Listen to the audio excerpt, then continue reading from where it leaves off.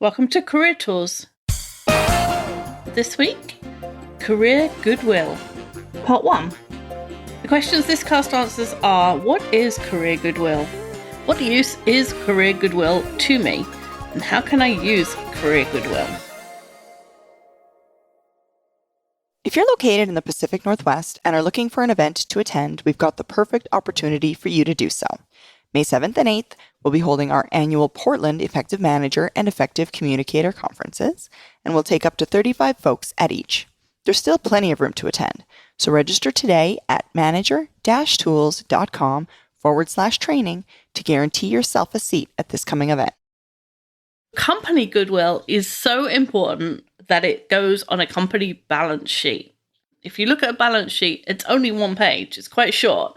And there isn't a lot on it about the different assets that a company has. But one of the assets that's important enough to go on there is goodwill. And it's part of the value of a company. If you buy a company, one of the things that your accountants or your advisors will calculate is the goodwill and how much that is worth, so that you make a decent proposal of how much you're going to buy the company for.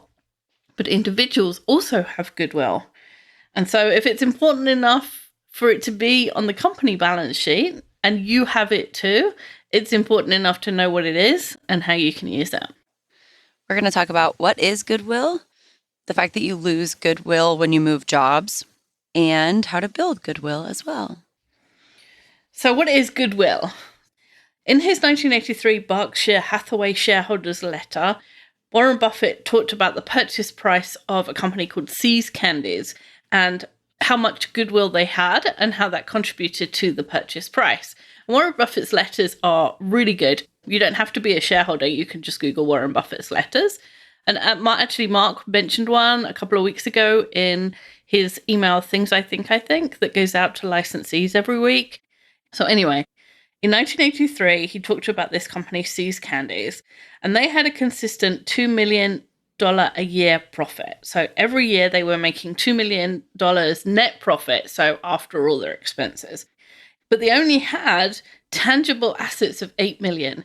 So in other words, they had $8 million of worth of things that they could value, like things like factories and plant equipment, stuff like that they were using to make the candies, but they were making $2 million a year off it, which is a quarter. 2 is a quarter of 8. And so a return of 25% on your equipment is huge. And no way, and no other company was getting that kind of return in the market.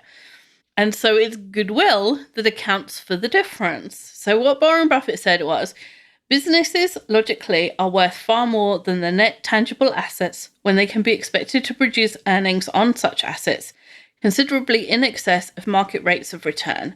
The capitalized value of this excess return is economic goodwill. In other words, if a company is legitimately making more profit than its size would suggest, the difference is accounted for as goodwill.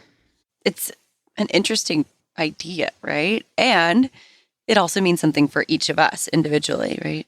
On your first day of work, you can get some things done by virtue of your role and what the company structure says you're entitled to. You might be able to book a business class flight because your new role entitles you to do that. That's the equivalent of the tangible assets, right? It's an actual thing that you can do. And if another person came into your role, they'd be able to achieve the same thing because it's associated with the role and they have that same role. So those are the tangible assets associated with your role. After you've been in a company for a while, you start to be able to get things done or get certain privileges because of the goodwill that you've built up with others. And you can get outsized returns that your role alone doesn't account for. So you can actually get things done that exist outside your role that maybe another person wouldn't be able to get done. That's goodwill. For example, if the person who books travel has a free upgrade that they could use on anyone's flight, maybe you did that person a favor and she gives you the upgrade. So you get business class, not because you're entitled to it by virtue of your role, but because of the goodwill you've built up with that person. Goodwill works as much on work processes as it does on benefits like travel, which is exciting. Yes, this is an opportunity to get stuff you shouldn't be able to get. Yeah. All the high Ds are now excited about this topic. Yeah. Things like knowing who to go to in HR to get expedited hiring approval, those are a reflection of your goodwill. Knowing who in the corporate print shop can help you get a rush order on a set of decks or slides or something, that's goodwill. Maybe you have a friend, a mate in planning who tells you whether or not your plan to go after new business makes sense or fits in with next year's corporate thrust.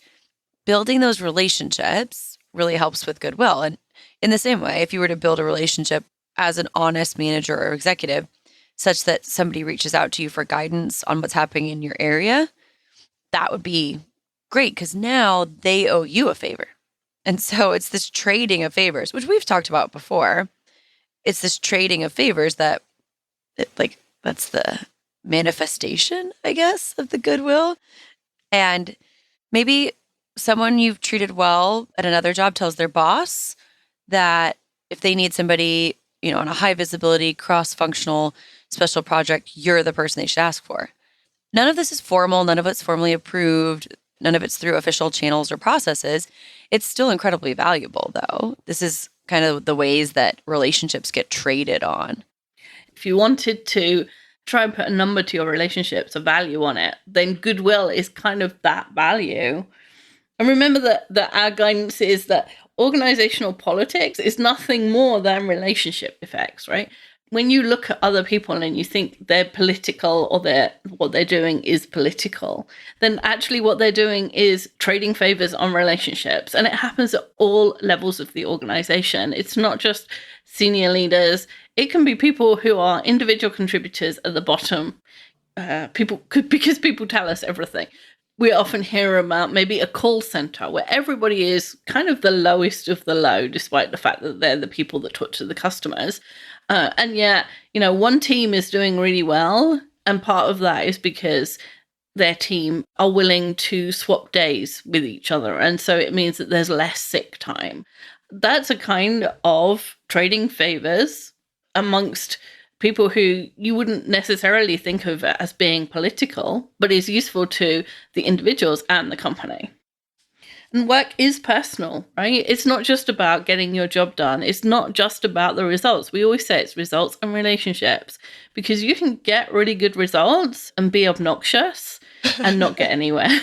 Your results don't take you forever if you're being obnoxious. In fact, the very first Manager Tools cast is about that. It's about being technical and not valuing relationships and having your career stalled because of that. So work is personal. It happens between individuals. Those relationships matter, and that's goodwill. Goodwill is the thing that allows you to get things done out of process or via an alternative channel that nobody else can get to. It kind of bends the rules for you when those same rules wouldn't bend the same way for someone else.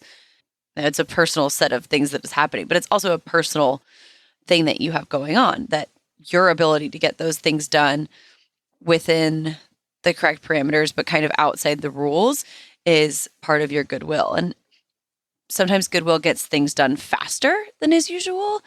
Maybe goodwill gets you an agreement from someone, even when they're not actually fully committed to your idea, or they're not totally sure. These are just the ways that goodwill works. And the manifestations of it you can really see are almost things you tend not to think about. For me, a lot of those things, I use goodwill, or I don't even think about it as being that. And now if you think about it, you think, oh, right. Like if you have a work friend who tells you in advance that the meeting's going to get canceled, right? They text you, hey, don't worry about this meeting. It's going to get canceled or something like that. Or you get like a little bit of extra information. We tend sometimes not even to think about that stuff. It's just stuff that happens. Right. There's the small things that irritate us at work, but it's the small things that matter as well. It is a text or an instant message or an email that says, hey, heads up, this person's in a really bad mood today. Or heads up, I heard there's something wrong with the delivery to this customer or whatever. So you just look around your company. There is someone to whom everything comes easily. There's someone who gets everything they want, you can't quite work out why. That's because this person has a ton of goodwill, and that reduces the friction in the company. It allows them to move more easily.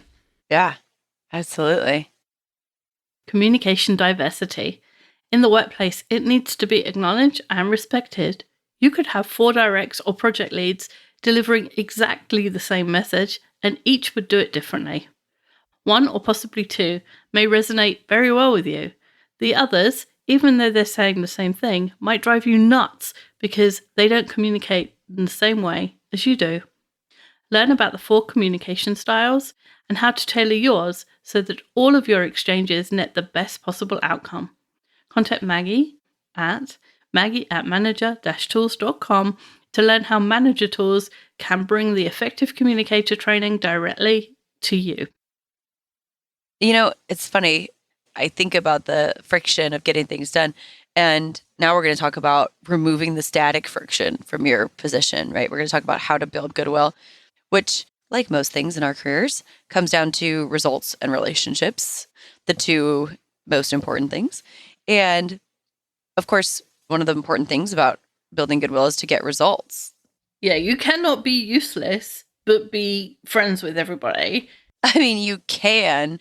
You just can't work there forever. You won't last very long. Yeah, you can't be useless and friends with everyone, and you can't be getting results and be obnoxious and expect to be successful. You have to do both. Right.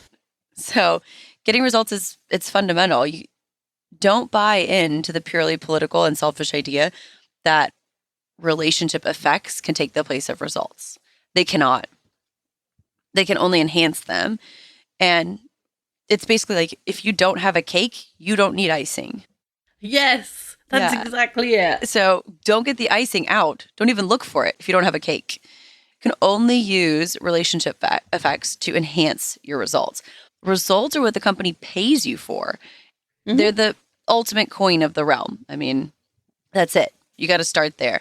You can have great relationships and bad results for a while, but not for very long, honestly. It won't go very far. And so we have to keep in mind that the better your results, the more goodwill you'll have.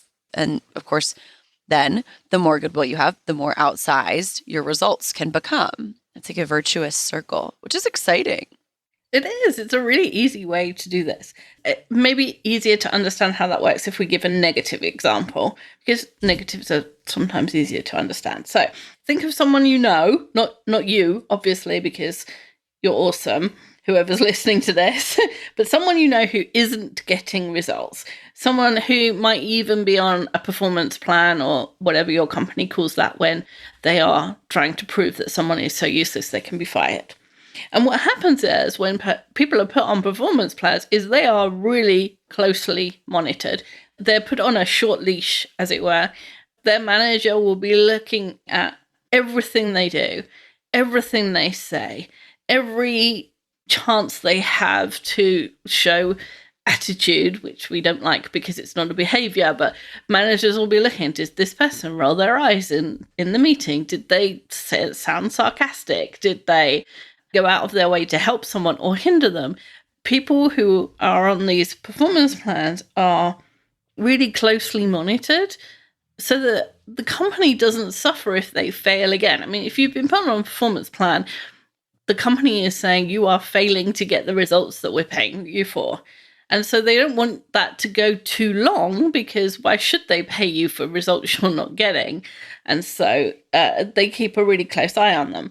That person doesn't get to come in 10 minutes late and leave 10 minutes early, because the manager, one, will see that as the employee isn't making a commitment to getting better, isn't making a commitment to be at the be there.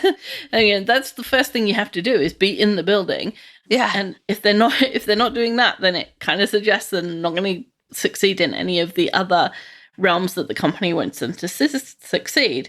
And they have virtually no goodwill. Goodwill, in one sense, is a longer leash. Goodwill is what allows you to work independently and say, I'm just going to get on with my work and I've got an idea and I'm going to go down this route and, it didn't work, but my boss doesn't yell at me because I'm getting everything else done. If somebody is on a performance plan, they don't get to go off-road. And maybe they do have a little bit of goodwill, but it's really just their friends. And it's probably not based on the work that they do. It's probably based on a prior relationship. But, the best guy on the team, he can come in 10 minutes late and leave 10 minutes early because the manager doesn't even notice, probably. Because when the manager thinks of that guy, they just think of the results they're getting, right? It's really easy to see in sales. So if you imagine someone on a performance plan in sales, like the manager is monitoring how many calls they made, how many visits they booked, how much they sold. And, in sales, they often put it up in a board, right? A board on the wall. Right, like a dashboard.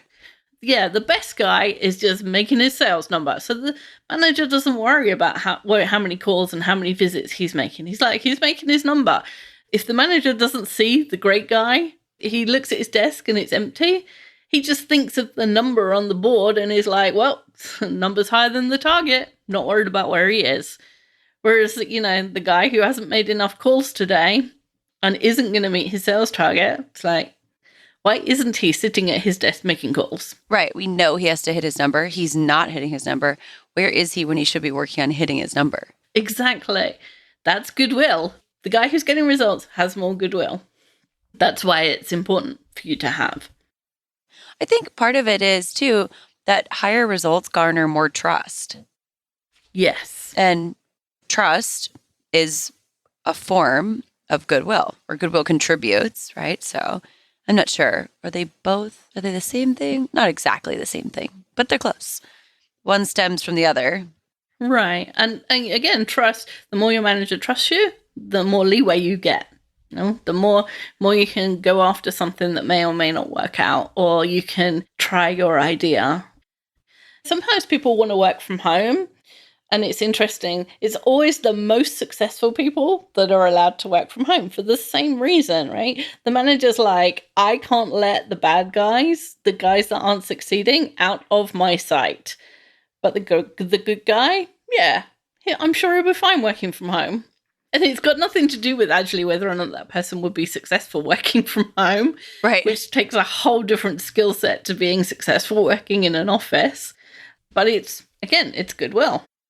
So if you want something like working from home, or you want something like some flexibility in the way you work, or the flexibility to go after ideas that you want to explore, if you want the flexibility to work with another team on a project, and anything you want that's not in your job description, the more goodwill you have, the more that you've built up, the easier it's going to be for you to convince someone else that you should have those things. Absolutely. So we covered results. Yeah. Which is really important. So we will leave everybody here to get results in the next week, and then we'll come back next week with the rest of what they need to do.